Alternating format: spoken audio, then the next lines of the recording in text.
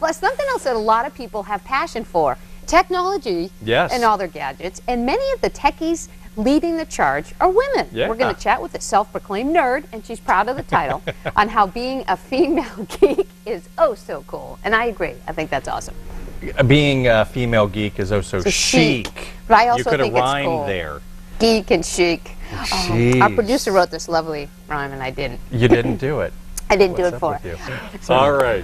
Well, you might think that the arena of computers and technology is a field dominated mainly by men, but our next guest is proof that women can be geeks too.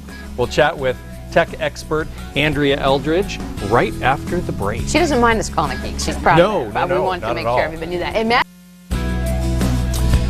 welcome back to Sacramento and Company. All right.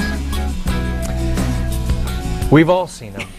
Those guys on the Geek Squad driving their black and white cars to help save the day for some poor tech-challenged citizen. But the word on the street is that there's an uprising of tech-savvy women who proudly call themselves female geeks. I think there's honor in that. And that's right. Technology is not just for the boys, according to our next guest, Andrea Eldridge, who owns her own tech support and repair company, says more and more women are interested in this expanding field. Good to have you. Yeah, thanks for coming on the show. What attracted you to technology in the first place? Well, for me, I would have to say that I think, like most women, I never have enough time in the day. I mean, who does? So I am on board for anything that can make my life easier or run more efficiently. And for me, that's what technology should really be about. It should be about being more efficient and running your life more easily. And now that I have a 2-year-old, which I know you can relate to, anything that makes life easier is what it's all about. So, and that's the focus of my company is using technology to make your life easier, better, make technology fun again. And you're a UC Davis grad? I am. Which is awesome.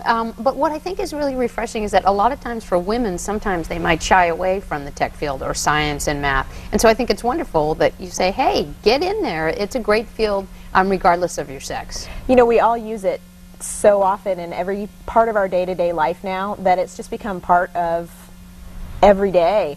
So I think it is something that's more and more common, you know, as much as whether you necessarily know how to build a computer from spare parts in your garage isn't necessarily what it's all about nowadays. It's making your computer work for your specific needs and knowing what it can do. Have you found that working in a male-dominated industry has given your company kind of a different focus?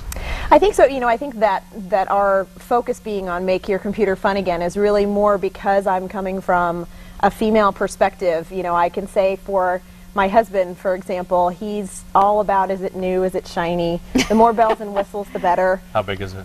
There's that too. Sometimes that's a woman thing. But sometimes, anyway, sorry. Well, you know, I can't speak for everyone. I can just say for our family.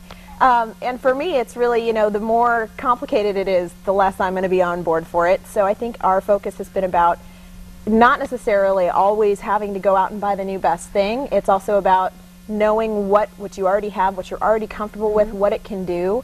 So, you know, sometimes it's about going out and helping you use your existing parts and pieces better. That's what you were saying, Guy, because that would be really helpful to... I also feel like as a man, I'm more like, I see it, I want it now. And I'm less likely to go out and try and find the best one or the cheapest one, the best value.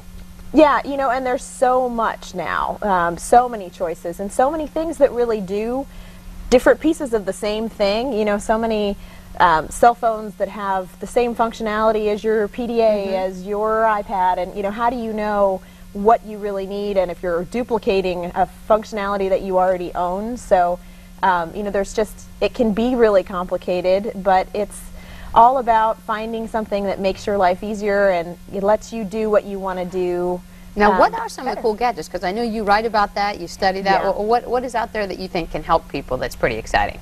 Well, they just had the Consumer Electronics Show in Vegas last month, which is kind of a fun thing for us technophiles, so to speak, because they release information about what's coming out in the upcoming year. So for me, I would say the thing that was most exciting that was released that's going to be coming out is actually a cell phone. It's called the Motorola Atrix 4G, and it's the closest computer phone hybrid that they've come. It actually has a computer processor in it. Wow. So it'll work really fast, but you can dock it with, say, your home theater system so that you can stream music from Pandora, you can stream movies that you know, go through your download through your cell phone. You can have internet anywhere if you dock it to your laptop, so you don't have to worry about if you have a wireless Just as network. long as you come over and show me how to set it up and use it.